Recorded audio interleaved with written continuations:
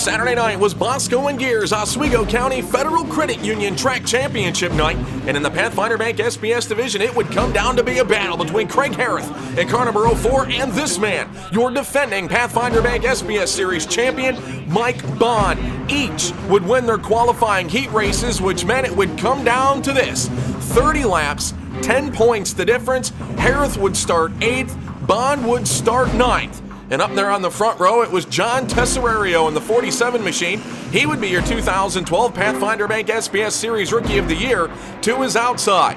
Driving car number 77, a two-time winner this season, Cameron Rowe. And Heroth in the 04, you can see further back, gets a tremendous start, jumping from 8th to 5th in just one circuit.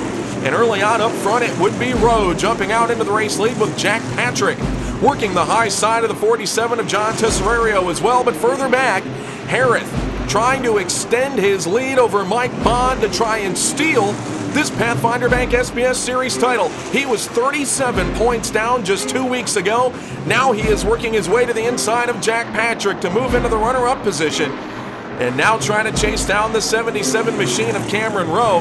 And just one lap later, he would find the low lane on Rowe going into corner number 1. Heroth blasts into the race lead. Now it would be up to Mike Bond to try and close positions in on Heroth to try and snag that championship back, and he was doing the best he could. Further back in the field, working under Tesserario now into corner number 1 with Simmons following through as well. Well, Jack Patrick and Russ Brown back there in car number 13, they were on the move as well as Cameron Rowe slides a little bit high going into corner number 3. Patrick and Brown now move up to 2nd and 3rd in the race order as Heroth continues to just pull away from the field. With Heroth running away, Brown now dives to the inside of Patrick into corner number 3 to move into the runner-up position. And quickly, Brown was able to reel in Heroth with just a matter of about 5 laps to go. And I don't know if he knew it or not, but if he got underneath the 04, Heroth and Bond would tie for the track title, and it all came down to this. Out of corner number 4 on the last circuit, Heroth slings a little bit high. Brown tries it to the inside, but Kreig Heroth gets the main event win, and in the process becomes your 2012 Pathfinder Bank SBS Series Track Champion. As we said, after being down some 37 points to Mike Bond just 2 weeks ago, Heroth sweeps the heat and feature on August 11th, does the same on August 18th as he pulls down into Chris Nelson Insurance victory lane as your Bosco Geers Oswego County Federal Credit Union Track Championship main event winner. But also, for the first time in his career, he is an Oswego Speedway track champion. He talked with Danny Johnson. Holy cow, I don't know what to say.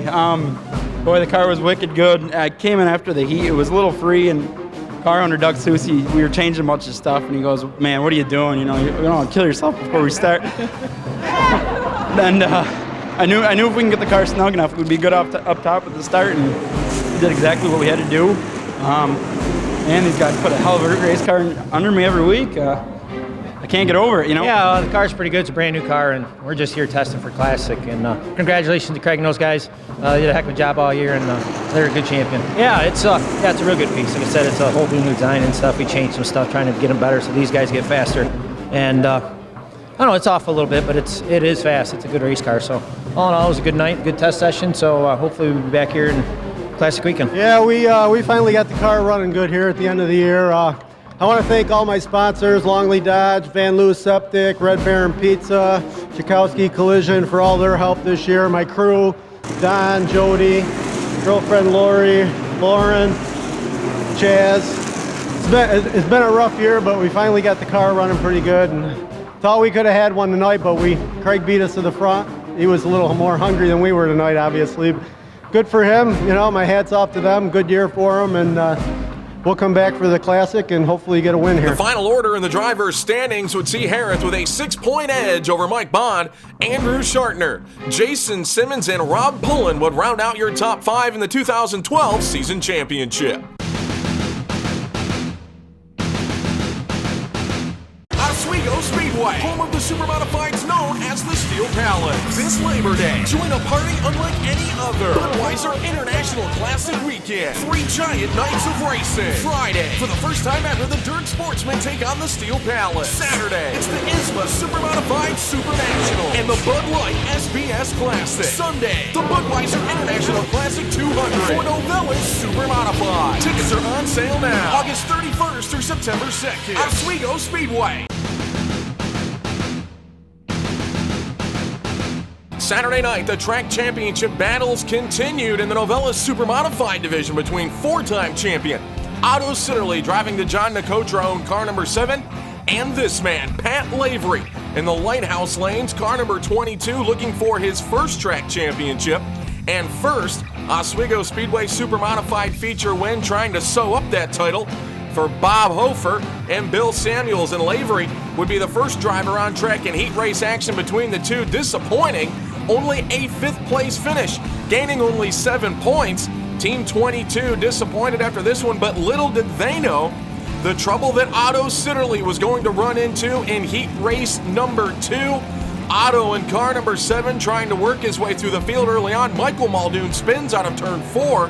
Sitterly, with nowhere to go, tags him with that left front wheel, and you can see the damage as Sitterly tries to get the car off of the racing surface.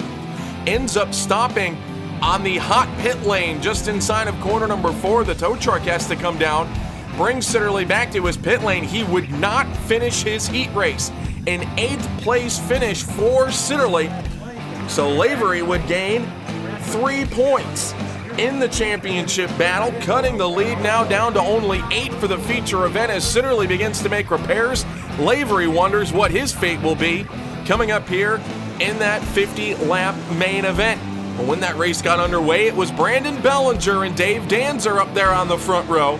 Bellinger in the number 02, running very well for the 2nd week in a row, would initially jump out into the early race lead in the Durant Farms Racing backup car, but there was trouble further back. 4 cars, including his teammate Randy Ritzkis, as well the 60 of Brian Sobis, the 50 of Dave Gruhl, and the 0 of eventual Rookie of the Year Jared Andretti. Only Andretti would be able to continue on. After the restart, this time it would be Danzer in the 52 machine jumping out in front, looking for his 2nd win of 2012 in the Novella Super Modified division. But further back, you can see the battles going on here with Pat Lavery working his way around Jeff Abel, trying to distance himself for Sitterly, looking for that track championship. But Joe Gosick was going to put a hitch in that as he knocks Lavery back 1 position in the 00. He works to the inside out of corner number 2.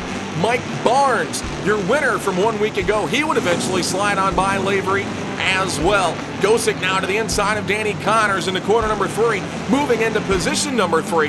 Gosick was flying on the speedway, visibly faster than anybody else on the track, looking for career win at number 42, as now he works to the inside of Bellinger out of corner number 4 and up and around the lap machine of the 56 of Hal LaTulip. Gosick now up into the runner-up position, and it wouldn't take long. By lap 30, he had closed right in on the back bumper of Danzer into corner number 3, but just behind them, Bellinger's day comes to an end in the 02.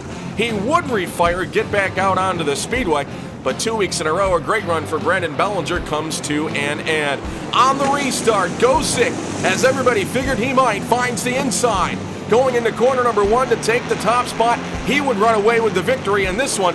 So that left the battle further back in the field. Pat Lavery riding in 4th, Otto Sitterly in position number 5.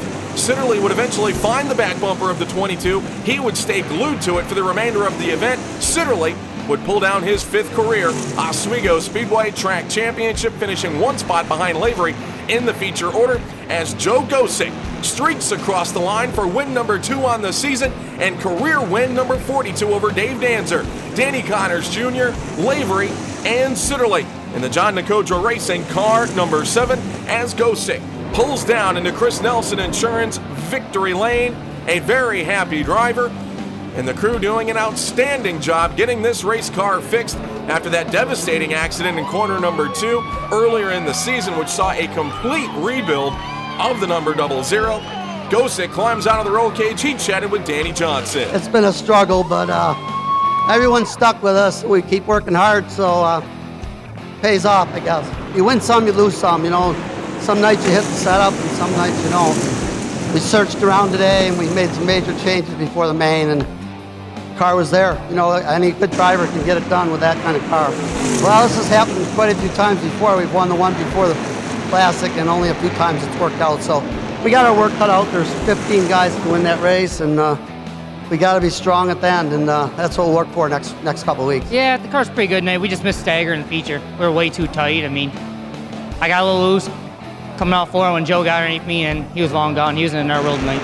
Yeah, just like last year. Last year I beat Joe here, going into Classic, and this week he beat me, so I'll take it. The car's good for Classic. I just got to thank Joe Hawksby Jr. and Greg Furlong for all their help and Fergie's Modular Homes. You know, it was a tough race. There was a lot of rocks right around us, you know, and luckily we made it through almost in one piece. There's a few back panels.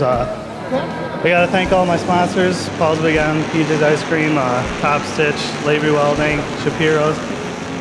Might be some more, I can't think of them all. But it's nice to be back up here, have a good run for the end of the season. Thanks a lot. I mean, obviously we got had an episode in the heat race. It happens, it's racing, but what an awesome crew, what an awesome owner, awesome wife. Everybody's, you know, huge thanks to everybody. I forgot the last time we won, it was a while ago, but you know, I just want to remember some of the guys we lost. Al Castrucci, a big supporter of ours, Cleve Spraker this past year. My mom passed away about a year ago right now.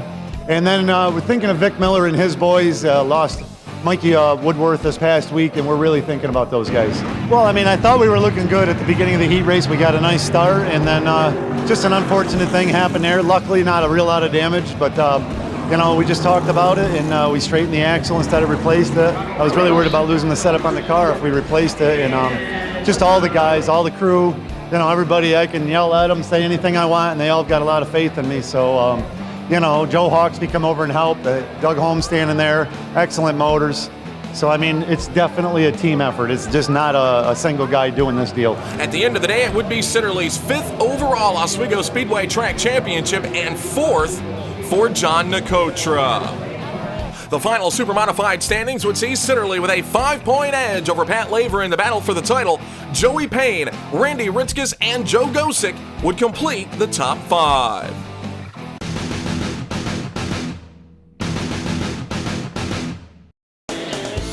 Ready for a night out on the town? Tonight, try something different. Lighthouse Lanes in Oswego, a family-friendly recreational facility. You won't miss a minute of the action. You can enjoy wings, burgers, pizza, and more right at your laneside table. Stop by for an evening of cosmic bowling. Catch all of your favorite games on our big screen TVs. Plan your next party. We have room for up to 150 people. It's family-friendly fun for all ages. Lighthouse Lanes in Oswego, Route 104, next to the Speedway.